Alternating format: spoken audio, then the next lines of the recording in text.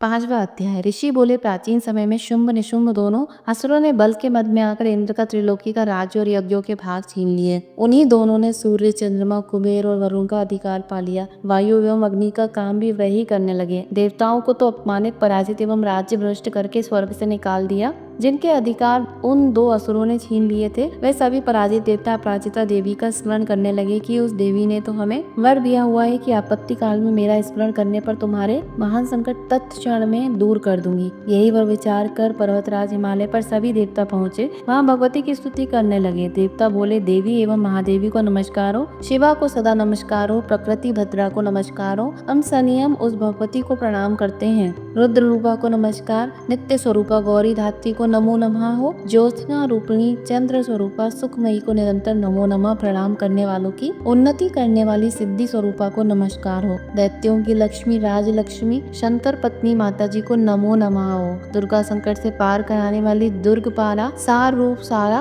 सर्वकारिणी ख्याति कृष्ण द्रुमा देवी को निरंतर नमस्कार हो। अत्यंत सुंदर एवं अत्यंत भयंकर रूप उस देवी को बार बार प्रणाम हो। जगत की प्रतिष्ठा रूपा कृति देवी को नमस्कार नमो नमः हो। जो देवी सभी प्राणियों में चेतना कही जाती है, उसे नमस्कार, उसे नमस्कार, उसे बार बार नमस्कार हो। जो देवी सभी प्राणियों में निद्रा रूप से कही गई है, उसे नमस्कार, उसे बार बार नमस्कार हो। जो देवी सभी जंतुओं में शुदा और छाया रूप से स्थित है, उसे नमस्कार, उसे बार बार नमस्कार हो। जो देवी प्राणियों में क्षमा शक्ति तथा तृष्णा रूप से स्थित है, उसे नमस्कार, उसे नमस्कार, उसे बार बार नमस्कार हो। जो देवी सब प्राणियों में लज्जा शांति और श्रद्धा रूप से स्थित है, उसे नमस्कार, उसे नमस्कार, उसे बार बार नमस्कार हो। जो देवी सभी प्राणियों में कांति रूप से स्थित है, उसे नमस्कार, उसे बार बार नमस्कार हो। जो देवी सभी प्राणियों में भांति क्रांति और लक्ष्मी लक्ष्मी रूप से स्थित है, उसे नमस्कार, उसे नमस्कार, उसे बार बार नमस्कार हो। जो देवी इस सारे जगत में व्यापक होकर चैतन्य रूप से स्थित है, उसे नमस्कार, उसे नमस्कार, उसे बार बार नमस्कार हो। प्राचीन काल में अपने मनोरथों की सिद्धि के लिए देवताओं ने जिस देवी की स्तुति की,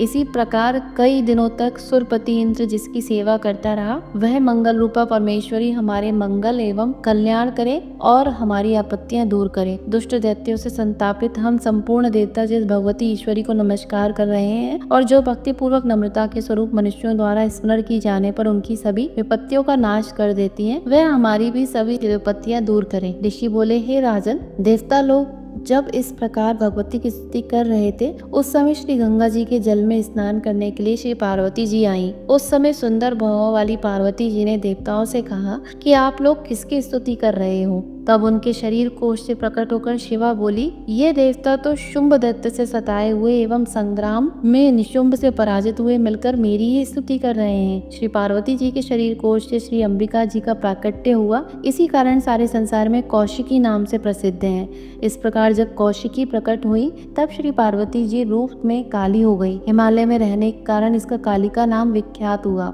उसके अनंतर शुंभ निशुंभ के नौकर चंड तथा मुंड ने वहां आकर उस अंबिका देवी को देखा, जो उस समय परम सुंदर रूप धारण कर रही थी। उन दोनों ने शुंभ दैत्य को जाकर कहा कि हिमालय को अपनी कांति से प्रकाशित करती हुई परम सुंदर स्त्री वहां पर बैठी है। वैसा उत्तम परम सुंदर रूप किसी ने भी कहीं देखा ना होगा। हे असुरराज, वह देवी कौन होगी, इस बात का आप ही पता लगाइए और ग्रहण करें। वह स्त्री क्या है, रत्न ही है, उसके तो सभी अंग बड़े मनोहर हैं, अपनी दिव्य कांति से दिशाओं को प्रकाशित कर रही हैं। दैत्येंद्र, वह तो बैठी हुई हैं, आप जाकर उसे देख सकते हैं। प्रभु, जैसे भी हो आप उसे ग्रहण कीजिए। ऋषि बोले, तब चंड मुंड के वचन सुनकर शुंभ ने महाअसुर सुग्रीव को दूत बनाकर देवी के पास भेजा और कहा कि तुम मेरी ओर से उससे इस प्रकार से कहना और इस प्रकार का उपाय करना, जिससे कि वह प्रसन्न होकर अत्यंत शीघ्र ही यहाँ आ जाए। यह सुनकर वह दैत्य पर्वत के उस प्रदेश पर जा पहुंचा जो कि अत्यंत सुंदर था। वहां ही देवी बैठी हुई थी। वहां जाकर उसने देवी से बहुत मधुर वाणी द्वारा कोमल वचन कहे। दूत बोला, हे देवी, दैत्यों का स्वामी शुंभ तीनों लोकों में परमेश्वर है।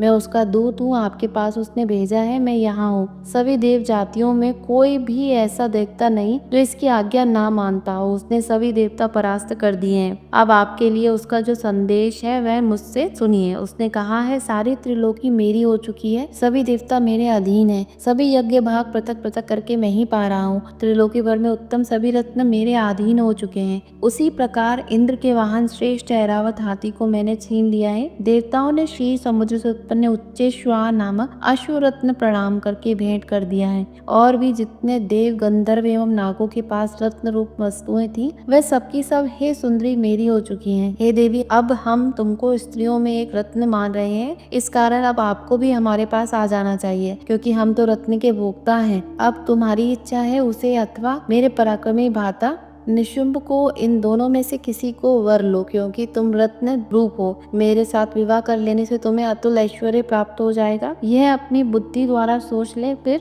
मेरे साथ विवाह कर ले। ऋषि बोले, जब इस प्रकार देवी से दूत ने कहा, तब वे जगत को धारण करने वाली भगवती देवी जी गंभीर होकर मंद मुस्कान करके बोली, हे दूत, तुमने जो कुछ कहा वह सत्य है, मिथ्या कुछ भी नहीं। इसमें संदेह नहीं कि शुंभ त्रिलोकी का स्वामी है और निशुंभ भी वैसा ही है, परंतु मैंने भी प्रतिज्ञा की हुई है, उसे किस प्रकार से मिथ्या करूं। प्रतिज्ञा इस प्रकार है कि जो मुझे युद्ध में जीत ले एवं मेरा अभिमान तोड़ दे और संसार में मेरे समान बलधारी हो, वह मेरा भर्ता हो सकता है। शुंभ आए अतः महासुर निशुंभ आ जाए, मुझे जीत कर मेरा शीघ्रता से पाणी ग्रहण करे। दूत बोला, हे देवी, तुम्हें अभिमान है जो इस प्रकार की बातें मेरे सामने कर रही हो। कहो भला त्रिलोकी में ऐसा कौन सा पुरुष है जो शुंभ निशुंभ का सामना कर सके। सारे देवता तो दूसरे दैत्यों का सामना भी नहीं कर सकते, तू तो स्त्री है, फिर अकेली है। युद्ध भूमि में इंद्रादिक सभी देवता जिन शुंभ आदि दैत्यों के सामने ना ठहर सके, भला तू स्त्री होते हुए उनका सामना कैसे कर सकेगी। इसी तरह चले चलने से तुम्हारी प्रतिष्ठा होगी, अन्यथा जब वे तुम्हारे केश पकड़कर घसीटते ले जाएंगे तो तुम्हारा गौरव नष्ट हो जाएगा। देवी बोली, हे दूत, इसमें कोई संशय नहीं कि शुंभ बलवान है और निशुंभ भी पराक्रमी है, पर मैं करूं तो क्या करूं। प्रतिज्ञा करने से पहले ये बात मैंने नहीं सोची थी। अब तो तुम जाकर असुर राज को मेरी यही बात कह दो, फिर उसे जो उचित दिखाई दे वही करें। 5वां अध्याय संपूर्ण।